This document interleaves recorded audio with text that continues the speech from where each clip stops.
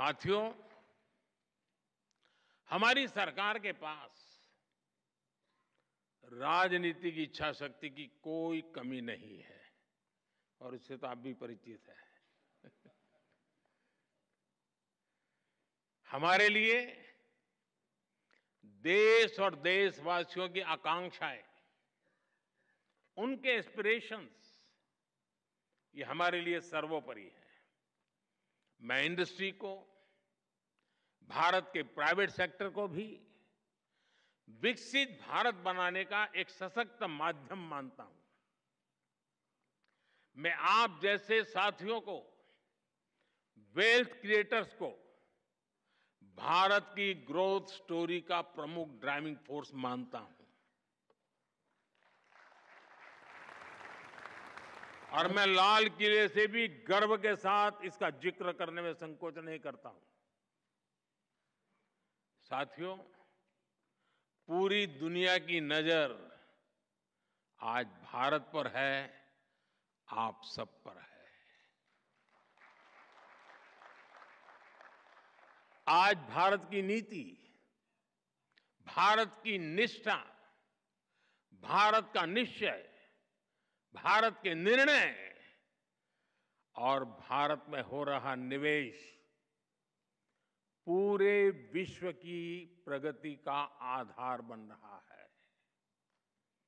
दुनिया भर के इन्वेस्टर्स यहां आने के लिए लालायित है। वर्ल्ड लीडर्स भारत को लेकर पॉजिटिविटी से भरे हुए हैं। ये भारत की इंडस्ट्री के लिए बेहतरीन मौका है, गोल्डन चांस है। हमें इस मौके को गंवाना नहीं है। मैंने नीति आयोग की बैठक में भी, अभी जब मुख्यमंत्रियों से मीटिंग हुई तो मैंने उनसे कहा है कि इन्वेस्टर फ्रेंडली चार्टर तैयार करे हर राज्य।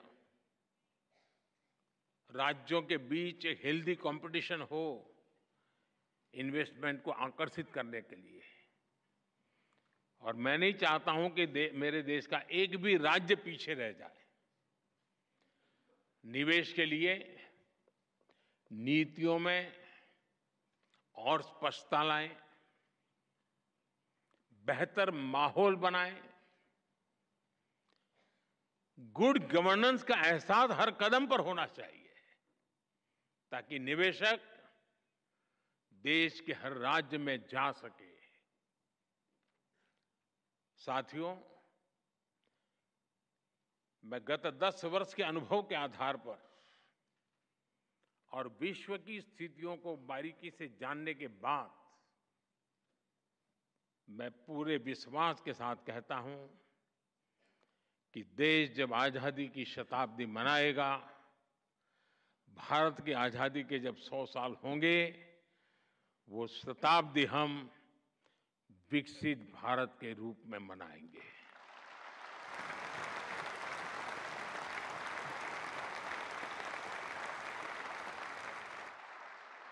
हम गरीब देश के रूप में आजाद हुए थे, हम लूट चुके थे। दुनिया में जो कोई भी लूटना चाहता था लूट रहा था, आखिरी मोमेंट तक लूटे गए थे। और फिर हमने हमारी यात्रा शुरू की थी। 100 साल के भीतर भीतर सारे अवरोधों को पार करते हुए, संकल्पों को चरितार्थ करते हुए शताब्दी विकसित भारत की मना करके ही रहेंगे।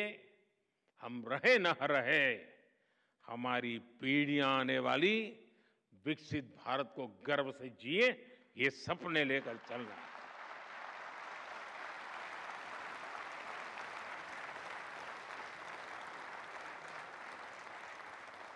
आइए हम सब मिलकर आगे बढ़े, अपने भारत को विकसित बनाएं।